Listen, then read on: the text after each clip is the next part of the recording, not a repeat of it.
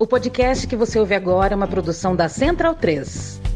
Bem-vindo, amigo e amiga do podcast Meio Campo, 6 de outubro de 2025. Eu me chamo Leandro Amin. Muito prazer. Falarei a verdade, dou aqui doer com a cara limpa na próxima hora, na companhia de Felipe Lobo, Leandro Stein, o meu xará, e Bruno Bonsante, o pai do Nino. E de quem mais? Eu me esqueci o nome.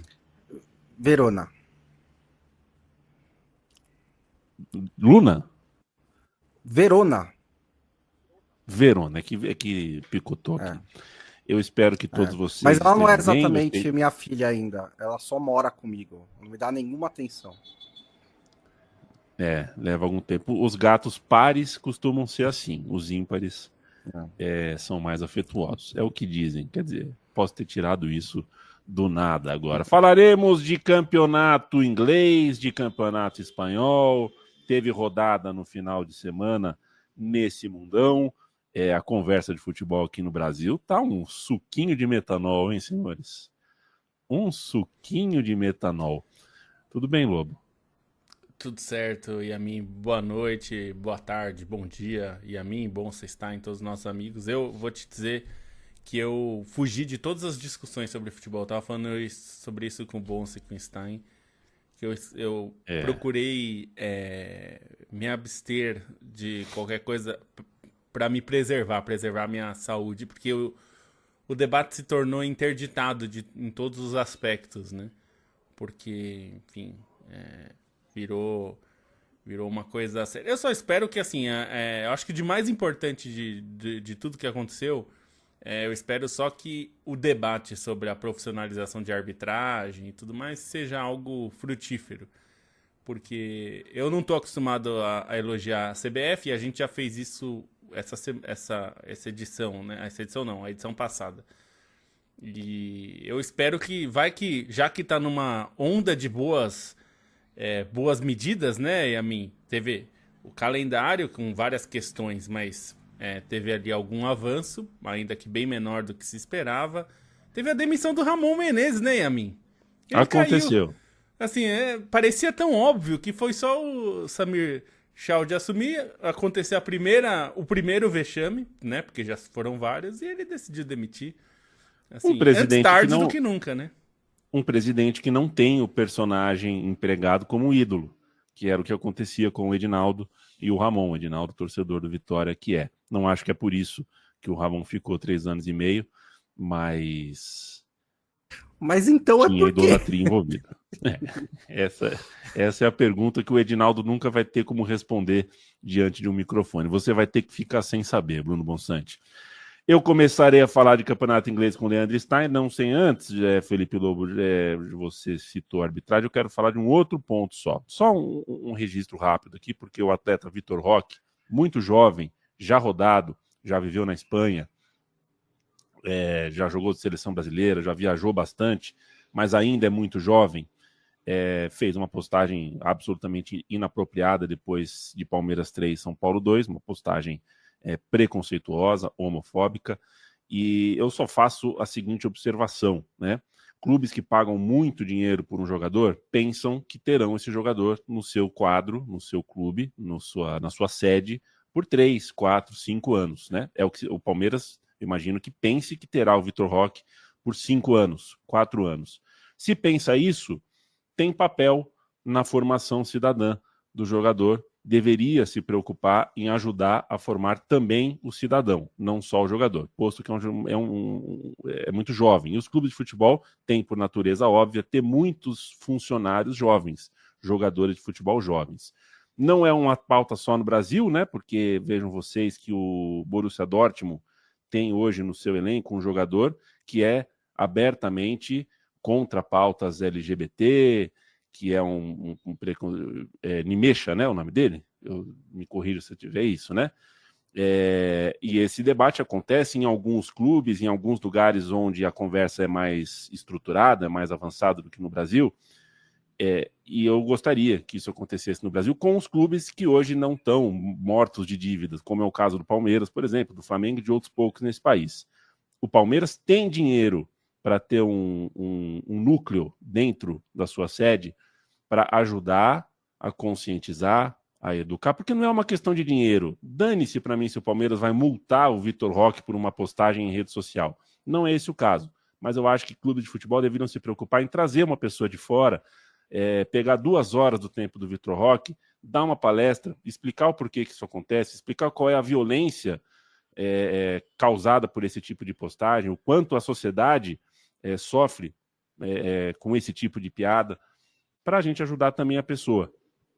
Porque se não fizer isso, talvez amanhã ou depois o Palmeiras ganha do Corinthians e ele faz outro tipo de postagem, aí já não homofóbica, mas classista, vai saber. Leandro Stein, meu beijo, meu abraço para você. Muito se esperava de Estevão ao chegar no Chelsea. É um elenco muito grande, muito robusto. Será que vai ter tempo de campo, né? Minutagem de campo cedo? Será que vai ter que esperar? Será que vai conquistar o coração do Maresca? Ou será que o clube vai esperar ele ficar mais forte, mais musculoso, mais adaptado? Sei lá, cara. O que eu sei é que o Liverpool gosta de emoções, a gente está vendo agora, né? O Liverpool de 25, 26 gosta das coisas acontecendo depois dos 42 do segundo tempo. Às vezes a favor, às vezes contra. Foi o caso dessa vez, o Chelsea vence o Liverpool com gol de Estevão William nos acréscimos. Que tal para você?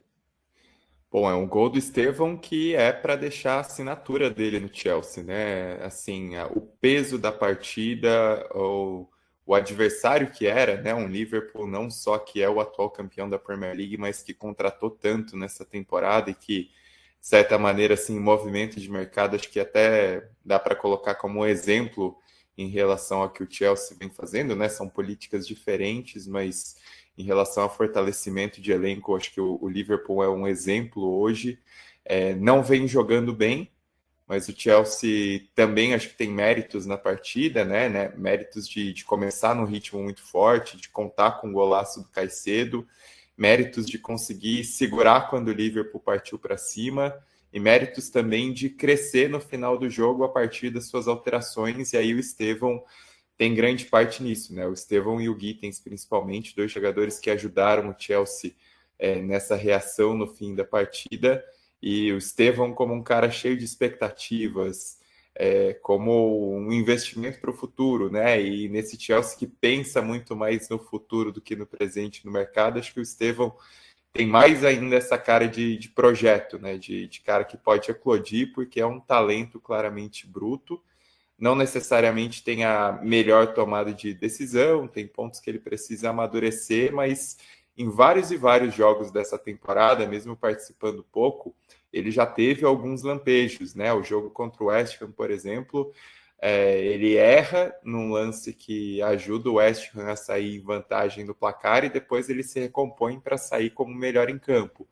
Em outros momentos, mesmo na partida de meio de semana contra o Benfica, teve bons lances, né? Lances em que ele conseguiu abrir a marcação a partir do campo de defesa, conseguiu fazer boas jogadas individuais, mas faltava aquele momento assim para emplacar o Estevão, para que ele pegasse e falasse: cheguei.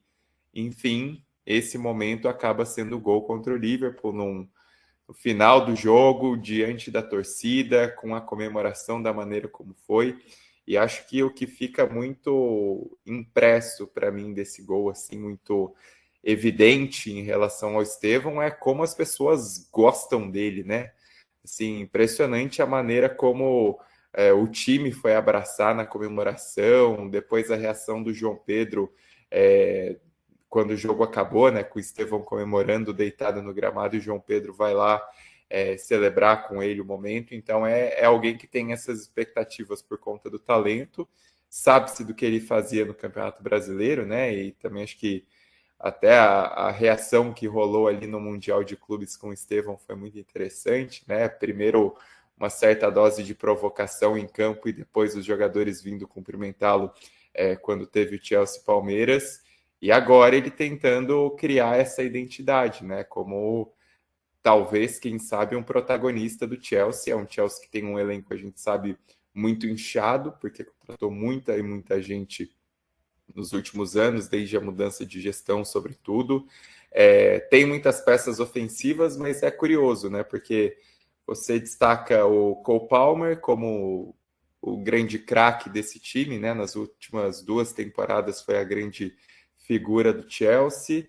Você destaca, sobretudo, os 2 meio-campistas, né? Não tem dúvidas de que Moisés Caicedo e Enzo Fernandes são 2 caras de elite, e isso de algum tempo, desde antes da chegada do Chelsea, né? O Chelsea acho que paga tanto que consolida essa visão, eles demoraram um pouquinho para se firmar, mas são 2 caras talentosíssimos, mas é um Chelsea que ainda tá tateando, assim, para a gente olhar e falar, nossa, que timaço, né? E é um Chelsea que tem carência. Se a gente olhar, tem um goleiro que é mediano. A dupla de zaga também não é tão esplendorosa assim. Os laterais são competentes, mas também não são jogadores que enfim, suscitam tantos elogios assim. Mas é um time muito interessante do meio para frente, com muitas opções, com muitos jogadores para tentar brigar por espaço. E o Estevão é desses caras que podem se afirmar e dar esse passo à frente, né? Juntamente com o Cole Palmer, para quem sabe se essa referência técnica, de talento, de desequilíbrio no time. Então esse gol acaba sendo muito importante, né? Obviamente disputar a posição com o Pedro Neto não é simples, porque é um cara acostumado com a Premier League, é um cara que acho que ele também entrega mais do que tem cartaz em relação ao nome dele, né? Ele era um bom jogador desde os tempos de Wolverhampton e no Chelsea, já rendeu muito, no próprio Mundial acabou se destacando em boas partidas, mas o Estevão tem esse que a mais, né? Tem esse diferencial e mostra também estrela para decidir um jogo tão grande num momento em que, enfim, a Premier League está aberta, está todo mundo tentando se aproximar ali do pelotão inicial, e o Chelsea tem essa pretensão, embora pareça uma equipe menos pronta que outros concorrentes nesse momento. Tá aberta em parte porque basicamente são todos os times em fluxo, né? Todos os times um pouco em mutação. E acho que não é à toa que, por exemplo, o que parece mais sólido nesse momento é o Arsenal, porque tem menos mudanças também no seu time, né? Tô tentando adaptar os Gyökeres, o que é uma questão, precisa melhorar isso, mas o resto do time é basicamente o mesmo. E no caso do Chelsea isso acontece sempre, porque eles não param de contratar, e no caso do Liverpool isso é mais chamativo, porque o Liverpool teve o mercado mais badalado, né, de todos esses. E eu acho que o jeito como a gente está cobrindo o mercado de transferências hoje em dia, não só não a gente, né, mas tipo, o mundo, ele está criando uma questão de expectativa e frustração muito grande, né?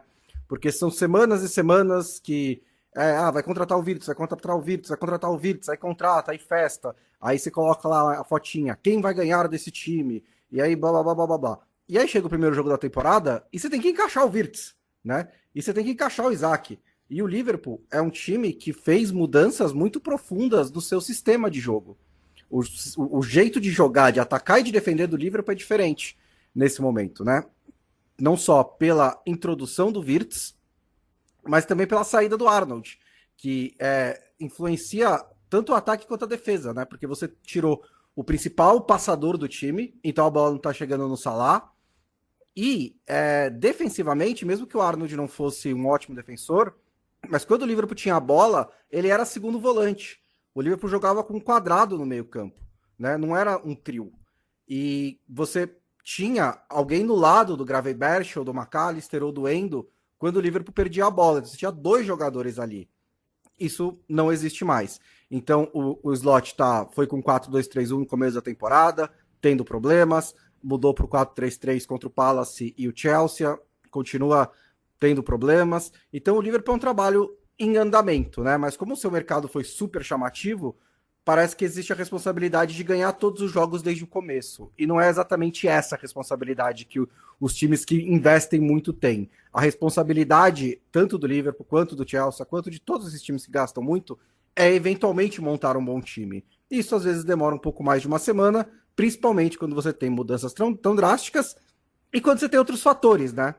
O Liverpool tem problemas físicos, o Liverpool tem jogadores jogando abaixo, e o Liverpool é um clube em luto também, né? O que acho que precisa ser lembrado de vez em quando que houve uma tragédia no Liverpool, e isso pode ou não estar afetando. O Van Dijk lembrou, depois do jogo contra o Chelsea, que essa temporada sempre seria difícil, também pelo que aconteceu fora de campo. E acho que isso também pode ser que influencie, acho que a gente nunca vai saber, acho que a gente não tem o direito de saber também, como cada jogador vai lidar com a perda de um colega. Mas tem várias coisas acontecendo ao mesmo tempo, que eu acho que explicam isso e deixam a Premier League aberta na disputa pelo título, né? Porque se o Liverpool não estiver no nível que está na temporada passada, o Arsenal é provavelmente o favorito, mas não tanto assim que não permita ali um desafio de um Manchester City ou de um próprio Liverpool ou do Chelsea, se eles se arrumarem a tempo. Eu acho que é mais ou menos isso que essas dois primeiros pacotes de jogos nos mostraram até agora.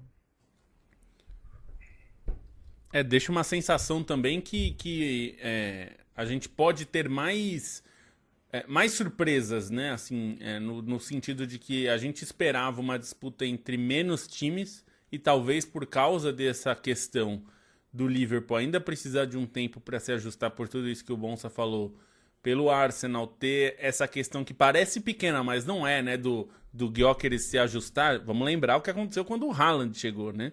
Tinha essa mesma discussão sobre como ajustar o Haaland ao Manchester City.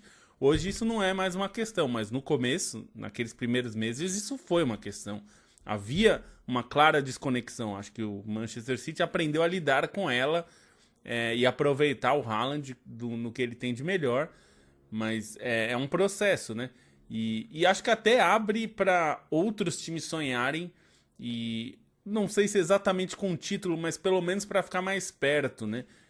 E aqui eu tô falando do Tottenham, por exemplo, que agora, assim, quem olha para a tabela vai achar que pode disputar. Tem 14 pontos, tem 2 a menos que o Arsenal, que é o líder, 1 a menos que o Liverpool. Me parece que não é um elenco para ser campeão inglês. Mas se pelo menos conseguir voltar a figurar entre os 4 primeiros, isso já é relevante pro Tottenham, que, vamos lembrar, fez uma campanha de time de lutar contra o rebaixamento na temporada passada. É que a gente teve 3 times que não deixaram ninguém lutar pelo rebaixamento, porque eles caíram muito convictamente. Mas Manchester United e Tottenham fizeram campanhas de times que brigam para não cair. Então, pensando nessa perspectiva, a gente está vendo o Tottenham em terceiro, é relevante. Só mais dois destaques da rodada, na verdade 3. O Manchester United ganhou um jogo tranquilo, né? Que acho que vale o destaque. Hoje em dia é notícia, né? Que hoje em dia é notícia, contra um Sunderland que tinha começado muito bem a temporada, a gente até elogiou, não sei se aqui ou se na newsletter. Quem também começa muito bem a temporada da Inglaterra é o Everton, né? E de novo com contribuição do Grealish, mas é um time que já tem ali 11 pontos depois de 7 jogos e perto do que foram as temporadas passadas em que sofreu e tal, parece um time mais sólido para pelo menos ali ser meio de tabela tranquilo e cumprir o seu destino como talvez ali 8º ou 7º colocado. E o Bournemouth, né, que começou a rodada ganhando do Fulham por 3-1, tá em 4º lugar, tá com mais pontos do que o Manchester City, e é um time que teve que se reinventar praticamente inteiro na defesa, né? Perdeu quase todos os seus defensores, perdeu o Zabarni, o Huijsen, o Milos Kerkez, trouxe novos jogadores e o Iraola está conseguindo manter um nível bem alto para vir aí em mais uma temporada forte. A questão com o Bournemouth nesses 2 anos com o Iraola é que ele tem períodos de invencibilidade, aí vem 2 meses que não ganha o jogo, e aí mais 2 meses que não perde. Ele é um time bastante irregular, mas se ele conseguir encontrar um ponto ali mais sólido, né, para não oscilar tanto de um para o outro, é um time que pode brigar por vagas em competições europeias. E um alerta, né, Bonsa, acho que para fechar aí esses destaques, a gente acabamos de falar dos rebaixados do ano passado, da temporada passada. O alerta no West Ham é muito sério, porque é um time... tudo bem, perdeu do Arsenal, que é absolutamente esperado. A gente está falando de 7 rodadas com 5 derrotas, 1 empate e 1 vitória. Para um time... West Ham pode não ser do top 6, mas é um time de tradição e que recentemente conquistou título europeu. Então, assim, é bem preocupante a situação. A gente já falou do Wolverhampton em outros programas, que começou pessimamente o campeonato e é para se preocupar. Mas a situação do West Ham, E é isso, era um time de brigar por posição europeia e agora tá afundado na zona de rebaixamento e os sinais são muito ruins, assim, não dá sinais que é um time que vai achar resultado. O líder do campeonato inglês é o Arsenal, a parte de cima tá bem interessante, escadinha, né? 16 Arsenal, 15 Liverpool, 14 Tottenham e Bournemouth, 13 o Manchester City, e o 13 do Manchester City é sempre, né? Parece que é feito com uma letra maior, em negrito, né? Sempre assusta mais.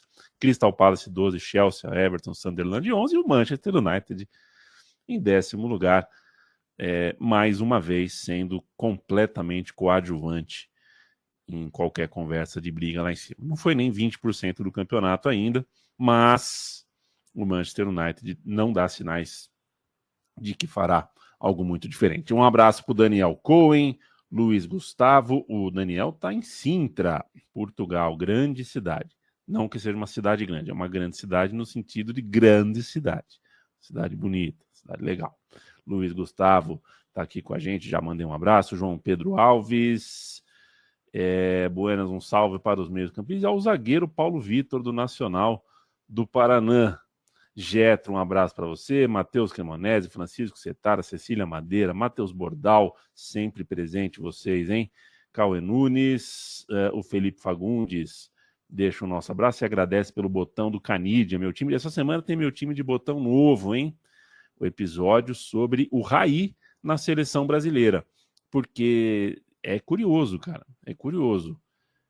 Tem muita coisa curiosa nessa relação Raí e seleção.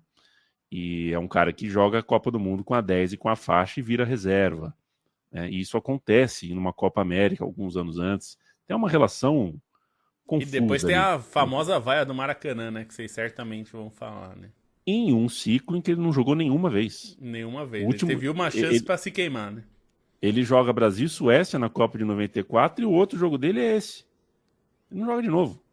Por que ele estava no Maracanã de titular aquele dia, né? É curioso, a gente vai falar sobre isso. Renan Oliveira, um abraço para você. O Felipe Tetes também presente. E o Campeonato Espanhol na pauta. Senhores, perder para o Sevilha já foi sinal de algo mais compreensível, né? O Sevilha hoje não é um Sevilha que você pensa que é possível perder de 4-1. Há não muito tempo atrás, para não dizer na rodada anterior, o Real Madrid também foi goleado. Foi goleado pelo seu rival, pelo Atlético, mas tomou 5, né? Aí o que eu jogo para vocês aqui, para a gente começar a falar do Campeonato Espanhol, Sevilha 4, Barcelona 1, Real Madrid 3, Vila Real 1, Real Madrid dispara. Mas, caras, o que será que quer dizer o Real Madrid toma 5, logo depois o Barcelona toma 4? Isso é sinal de alguma coisa que a gente precisa avaliar? Porque a gente costuma ver o campeonato passar inteiro sem que Barcelona e Real Madrid tomem sapatadas desse tipo, né? Eu não sei se isso significa que o Campeonato Espanhol está muito bom ou se os nossos grandes clubes espanhóis estão com algum probleminha nesse começo de temporada. Enfim, que tal para vocês a rodada desse fim de semana em La Liga? Eu tendo a achar que é mais coincidência mesmo. Acho que é mais pontual, assim, né? O Real Madrid, ele vinha com bons resultados, mas ele não vinha convencendo, né? Então, pegou um Atlético de Madrid que, além de tudo, estava mordido, porque também começou mal a temporada, além do clássico e tudo mais. Eu acho que é natural que tenha... não que é natural, mas acho que é compreensível o resultado. No caso do Barcelona, acho que primeiro esse é um Sevilha melhor do que eu imaginava, né? Eu até brinquei que um dia eu abri a escalação do Sevilha e falei, meu Deus, é isso que o Sevilha tem? Mas está começando bem o campeonato, né? Tá ali na parte de cima da tabela com o técnico Matias Almeida, né? Além de tudo, o retrospecto contra o Barcelona era muito ruim, mas ele tem conseguido boas vitórias nesse começo de campeonato e conseguiu golear o Barcelona. Acho que na questão do Barcelona é que o Hansi Flick joga com, tipo, ganhar de muito, perder de muito, né? Esse é a filosofia do cara. A linha vai ficar lá em cima o tempo inteiro e vai funcionar na maioria dos jogos, porque o Barcelona é muito bem organizado, tem uma parte física forte, tem uma pressão muito bem organizada, tem ótimos jogadores. Quando falha, tipo, bastante, né? Quando falha, dói. E acho que essa é a característica do trabalho dele, né? Alta recompensa e alto risco, e o Sevilha soube explorar isso muito bem desde o começo, né? Abre o placar num pênalti ali com o Barcelona postado, né? Porque foi de uma cobrança de lateral, mas depois, né? As bolas que vêm nas costas e tudo mais, é a falha da Estrela da Morte do Barcelona. Isso acontece. Acontece de vez em quando, né? Não acontece sempre, porque senão o Hansi Flick não estaria empregado. Mas é normal pro Barcelona do Flick que quando as coisas deem errado, elas pareçam com esse jogo do Sevilha.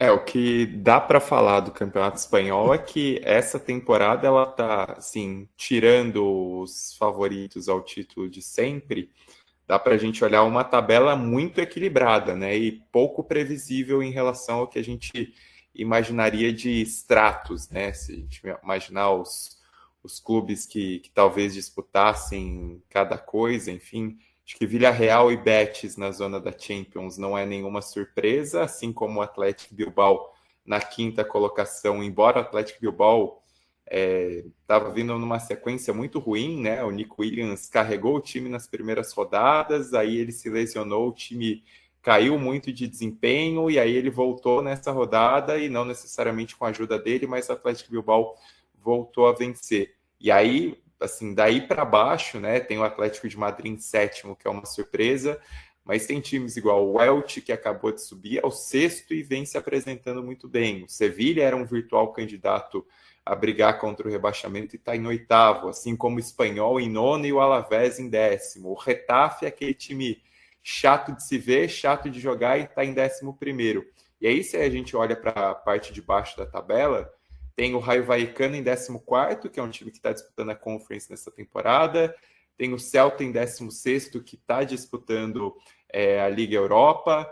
O Girona em 18º na zona de rebaixamento, porque derreteu depois de conquistar a vaga na Champions. Real Sociedad em 19º, com muitas dificuldades, né? Sobretudo com a troca de treinador. E o Mallorca em 20º, o Mallorca que também vinha de trabalhos bons, né? De disputar a final de Copa do Rei, enfim, de ter consistência na metade de cima da tabela. Então, é uma temporada bagunçada de La Liga, e aí eu fico pensando se não reflete também um pouco da questão do fair play financeiro, né?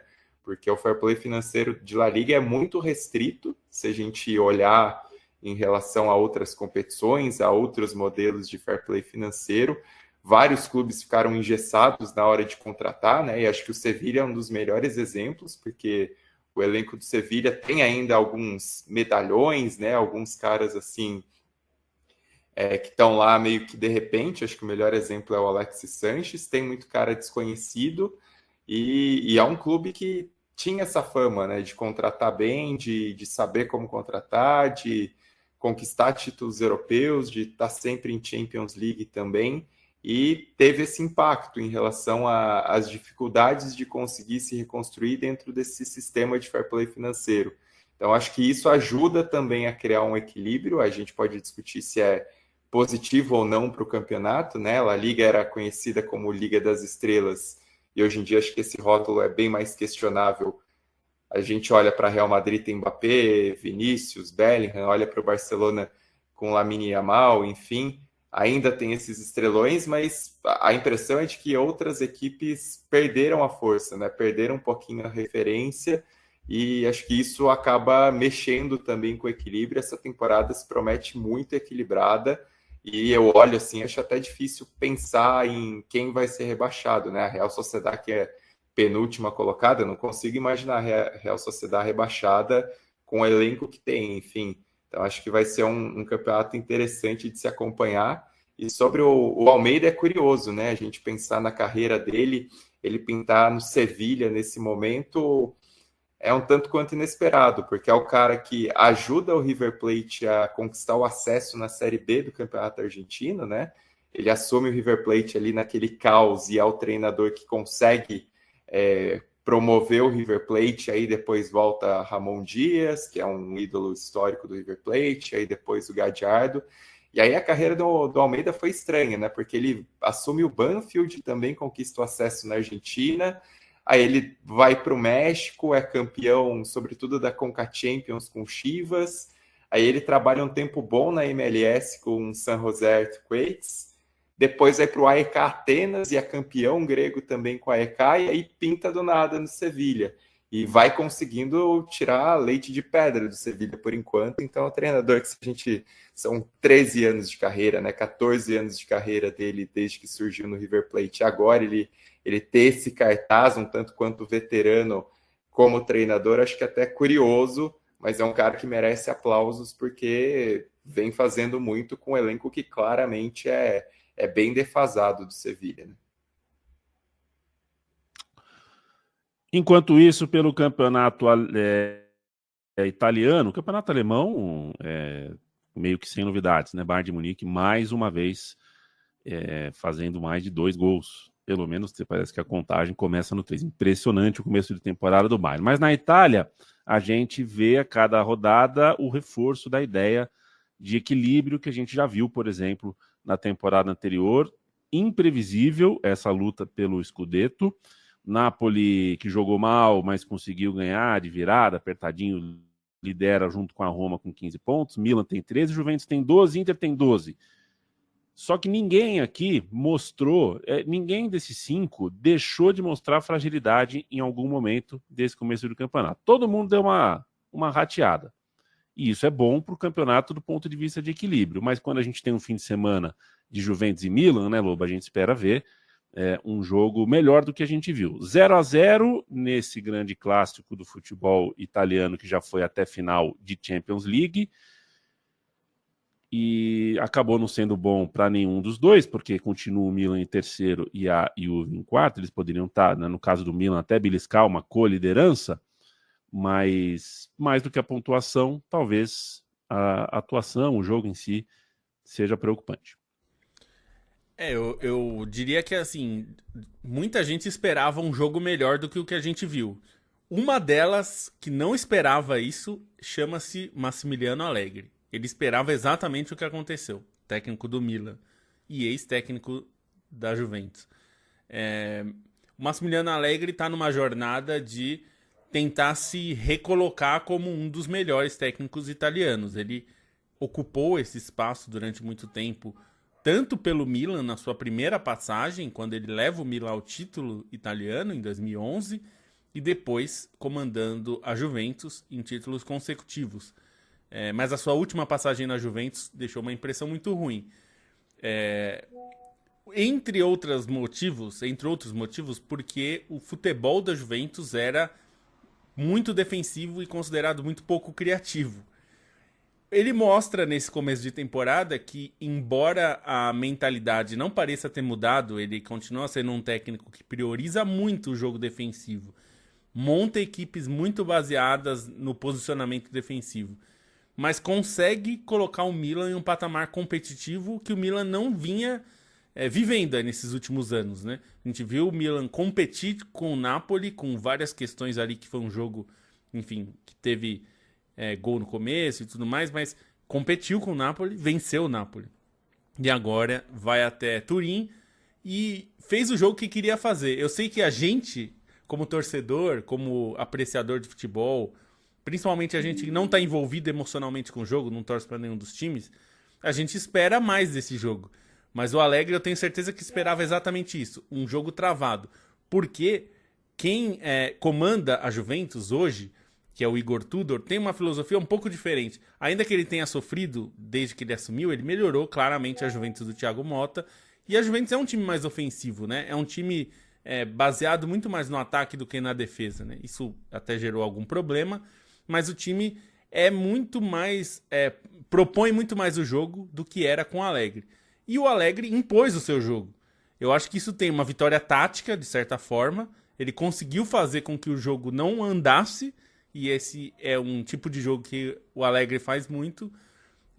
Se por um lado isso é chato para quem assiste, mas eu acho que do ponto de vista do próprio Allegri e do Milan, o Milan tem conseguido competir melhor, disputar melhor, e acho que precisa melhorar. Nos melhores momentos do Allegri na Juventus, ele conseguia ter um ataque mais que rendia mais, né? Que era mais objetivo, sempre foi um time muito direto, mas rendia melhor. E isso ainda não está acontecendo com o Milan, embora ele tenha bons momentos. Então, acho que nesse sentido, nesse seio de equilíbrio aí de italianos na Série A, eu acho que para o Milan a boa notícia o Milan está entre eles. Nos últimos anos, o Milan não esteve entre os times candidatos ao título. Pode ser que não ganhe, tá? Mas a gente viu o Milan ganhar o título com o Pioli e depois se tornar um time que não batia lá na frente para brigar, né? Pelo menos não nesse patamar. Então, assim, é um começo de temporada, são 6 jogos, e acho que isso é bem positivo, assim como para a Roma. A Roma do Gasperini não está rendendo tudo que pode render, tem muitos problemas. A gente falou no meio da semana no meio da semana passada teve a derrota para o Lille, com pênaltis perdidos. Mas o time tem dado sinais que tem tentado seguir um pouco do que o Gasperini propõe como jogo. Tá longe de ser a Atalanta, né, dele, mas é um time que tem rendido e conseguido pontos. Acho que ainda é um time muito frágil e, como você falou, todos os times têm fragilidades, né? A Juventus, o Milan, a Inter, que ainda esse fim de semana ganhou, mas tem questões. Então, o que eu acho que é o que você disse. Nós vamos ter uma disputa de campeonato italiano bem interessante, bem equilibrada, provavelmente, e que talvez não fique restrita a 2 times, como a gente viu na temporada passada.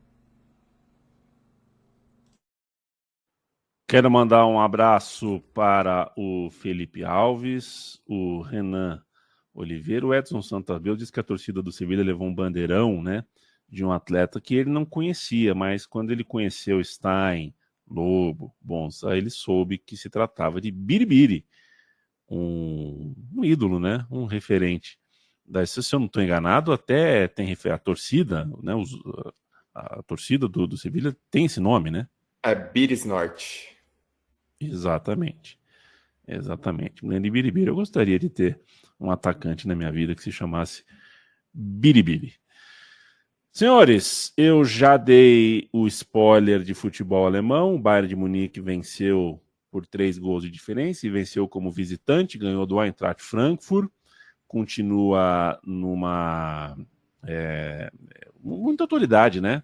Eu não assisti essa partida, mas o que a gente vê quando assiste o Bayern de Munique, quando pega os relatos, é de que não está dando margem, né? Não é que até agora não existiu assim uma vitória fortuita do Bayern de Munique ou uma atuação com freio de mão puxado. Não tem muito o que dizer, né? O Bayern de Munique nesse momento é aquela escola de samba que o jurado, se quiser dar um 9.9, não vai encontrar muito por onde. Ou será que tem algum calcanhar de Aquiles nesse time? Que tal para vocês o campeonato alemão, que para piorar para os outros e para melhorar para o Bayern de Munique, teve nessa rodada um encontro de 2 equipes que costumam incomodar o Bayern de Munique, Dortmund e Leipzig. Só que eles empataram, ou seja, cada um deixou 2 pontos no caminho. O Bayern de Munique hoje dá para dizer que é o time que vem jogando melhor na Europa, né, nesse início de temporada.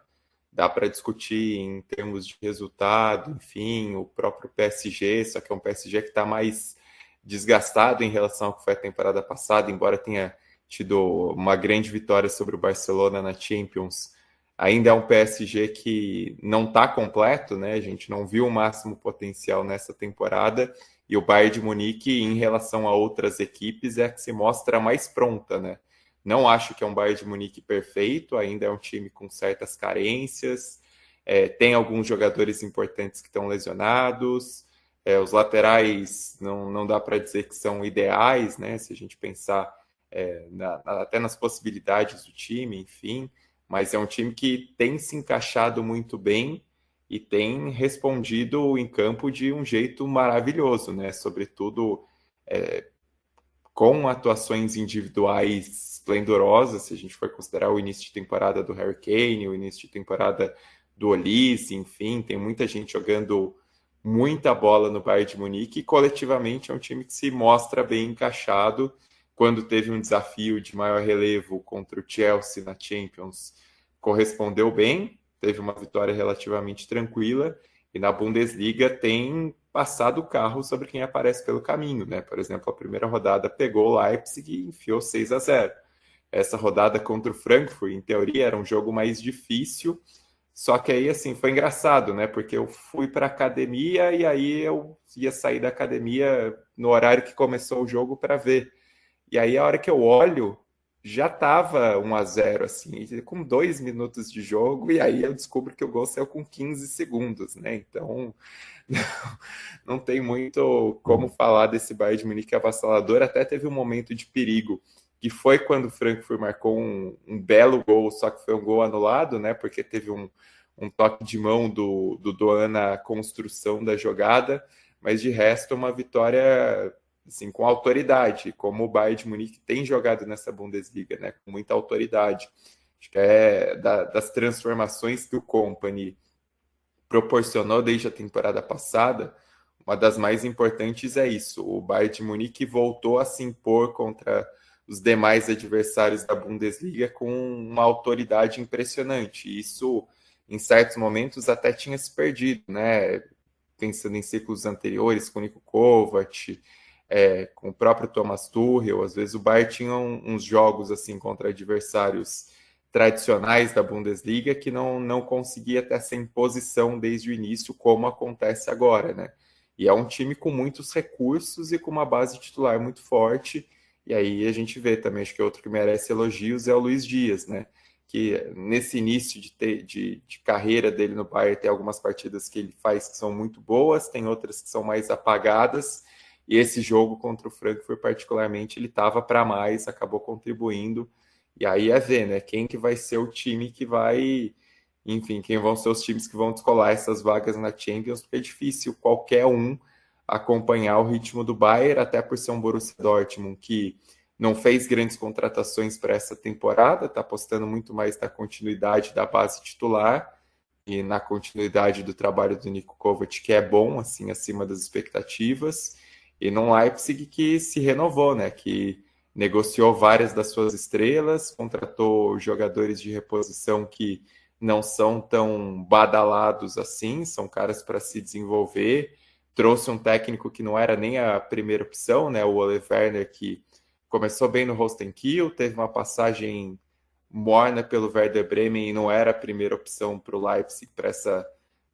continuidade, né, para esse momento de renovação, mas o time vinha bem, vinha numa sequência de vitórias, mas é um Bayern de Munique soberano, né? É difícil a gente imaginar qualquer um conseguir acompanhar, ainda mais com esses caras entregando. O nível de atuação de alguns jogadores do Bayern de Munique está impressionante. A gente até mencionou a quantidade de gols que o Harry Kane já tem, né? Mas acho que chegou a 18 agora pelo Bayern nesse começo de temporada. O Olise e o Luiz Dias também jogando muito bem. E acho que vale lembrar, assim, é um Bayern ainda desfalcado, né? Não tem o Musiala, nem o Alphonso Davies. Que são dois jogadores importantes, né? Assim, quando você olha para o elenco do Bayern num vácuo, eles estão lá em cima entre os jogadores mais importantes do Bayern. As laterais, por exemplo, tem o Sacha Boey em uma, que ainda não é tipo um dos melhores do mundo. O Leimer quebra meio que o galho. Então, assim, não é nem que é um elenco perfeito do Bayern de Munique. Foi um mercado conturbado, inclusive, né? Um mercado em que se falou de Wirtz, de outros jogadores importantes que o Bayern ia contratar, não contratou. Acabou tendo que pegar o Nico Jackson por empréstimo no fim do mercado só para quebrar um galho ali. Então não foi nem que isso é resultado de um grande investimento também, né? É realmente de uma sequência de trabalho do Kompany. E aí, assim, para ter briga na Bundesliga, eu sempre acho que duas coisas têm que acontecer, né? O Bayern não pode estar voando e você tem que ter alguma coisa, pelo menos um pouco especial nos outros times. E eu não vejo nenhuma dessas duas coisas nesse momento, né? O Bayern parece estar voando e, além disso, seus principais perseguidores, como também o Leverkusen também começou de novo, né? Além dos que o Stein já citou, eles estão um pouco abaixo ali. Não parece que está rolando nada de muito especial nesses outros times. Então, isso geralmente é uma receita para um título tranquilo do Bayern. Eu vi alguém no Twitter dizer que o Bayern vai somar 100 pontos em temporada de 34 jogos. Em campeonato de 34 jogos é difícil, né? Tem que ganhar os 34, né? Ou ganhar 33 e empatar um. Mas ainda assim, acho que o Bayern pode estar caminhando para ser um campeão com muita folga. Agora Foram 6 jogos também, né? Assim, mas, enfim. É que os sinais, são os sinais né, desse momento. A gente tá falando dos sinais e até, assim, o que me impressiona muito sempre é o Kane, né? O quanto o Kane é um cara que contribui sempre, faz sempre um papel importante. Acho que ele ficou... acho que me incomoda, porque ficou muito tempo as pessoas falando mas o Kane não ganha título e tal, como se, né? Porque ele jogava no Tottenham. Então é bom ver o Kane num time desse porte, porque não há a menor margem de dúvida que ele é um dos melhores do mundo na posição dele com tranquilidade, né?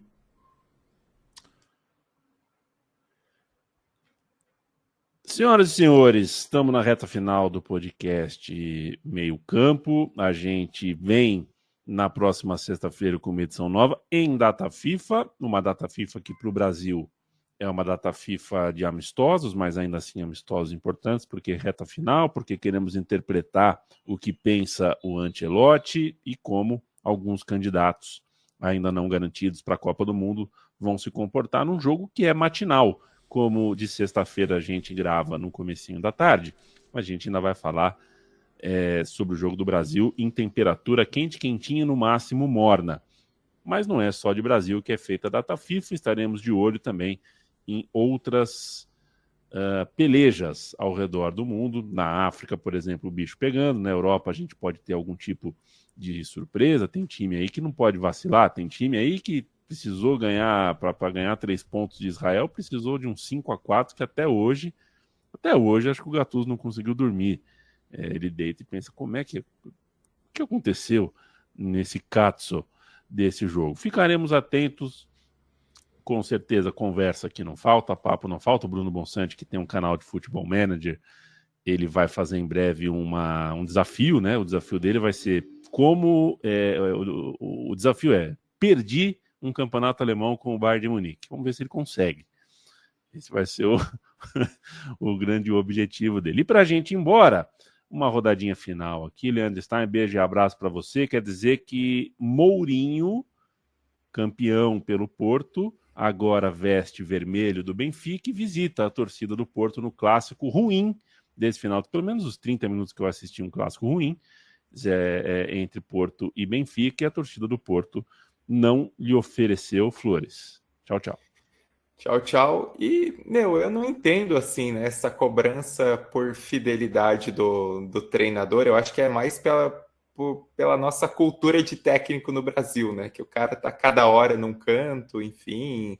Alguns dos maiores técnicos de um clube já treinaram outros clubes rivais, enfim. Então,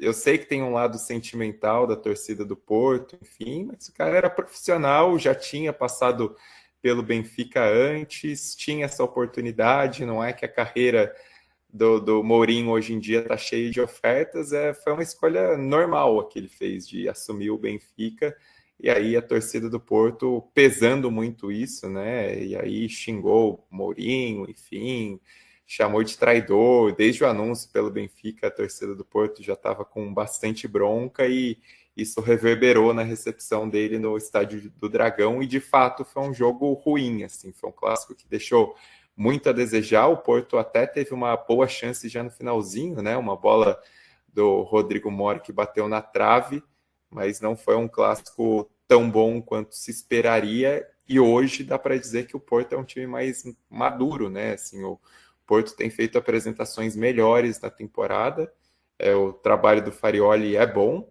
é um treinador que tem essas ideias ofensivas, né?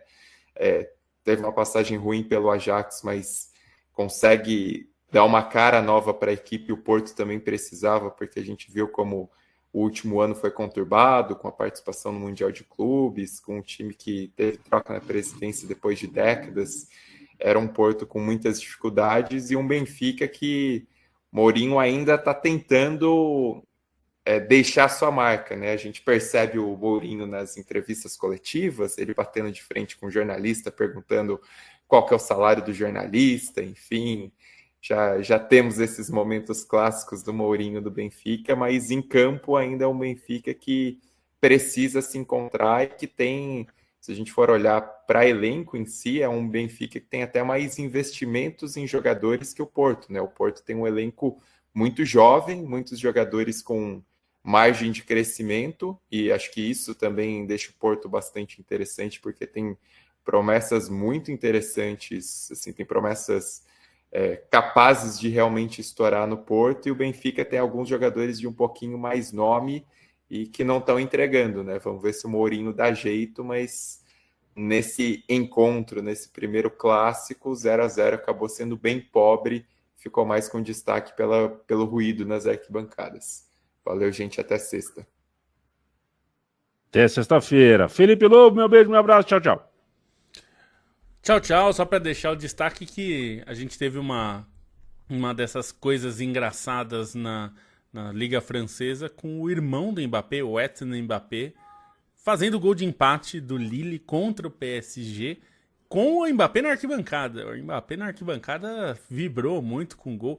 Vamos lembrar que os dois são da região metropolitana de Paris. Ambos são torcedores do PSG, né? Então, mas é claro que isso faz parte da vida, né? Você já viveu isso, que teve jogador na sua família, Amin, que você torce para sua família, né? Independente do time Sim. que ele defenda. E isso é totalmente normal, né? Evidentemente, o Mbappé, o Kylian, vai torcer pelo irmão dele, independente de ser contra o time que ele cresceu torcendo. E o irmão dele é meio-campista e é um meio-campista canhoto, né? E fez o gol fazendo uma jogada bem típica de canhoto ali, puxando da direita para a esquerda e finalizando. Então ele tem 18 anos só, é bem jovem, o irmão mais novo do Mbappé, já tendo um destaque aí num jogo importante contra o PSG. É para ficar de olho, porque é curioso, né? A gente já é sempre difícil que alguém consiga ser um fenômeno como é o Mbappé, né? Porque o Mbappé é uma coisa muito fora de série, fora da curva. Mas ele teve o seu destaque ali, entrou durante o jogo, fez esse gol aí, que foi um gol bem importante. Até sexta. Até sexta-feira. Bruno Bonsante. Nos encontramos em breve, parceiro. Tchau, tchau.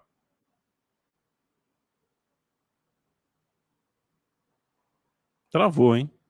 Acho que Que despedida do Bruno Bonsante. Bonsa hein? congelou. Congelou na hora do tchau. Aí, voltou. Tchau, Eu Bonsa. notei. Tchau. Você voltou só pra falar tchau? Não, tá bom, vai. O Futebol Manager vai sair no fim do mês, tá? Em algum momento ali, um novo Futebol Manager. Perfeito. E eu tô vivendo um desafio de Futebol Manager da vida real, que eu preciso terminar o último vídeo do 24 antes de sair o 26. Então, tá difícil ali. Mas eu vou conseguir.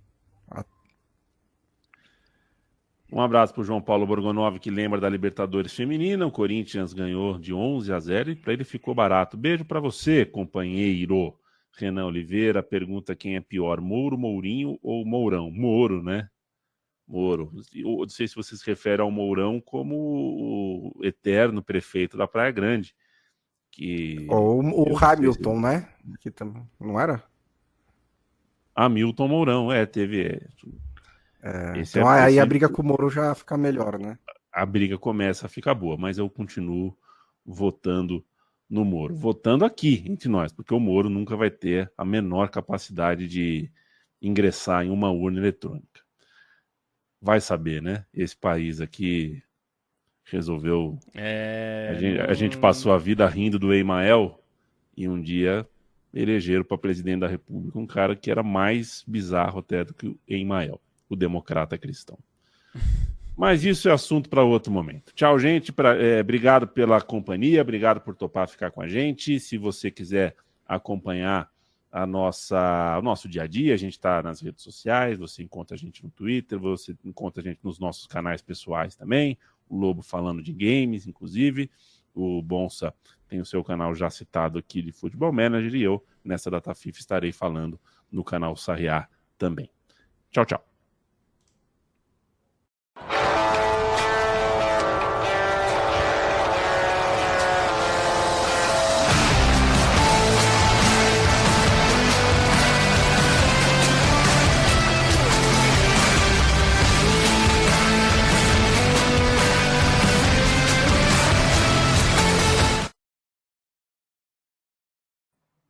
Vou baixar e te mando.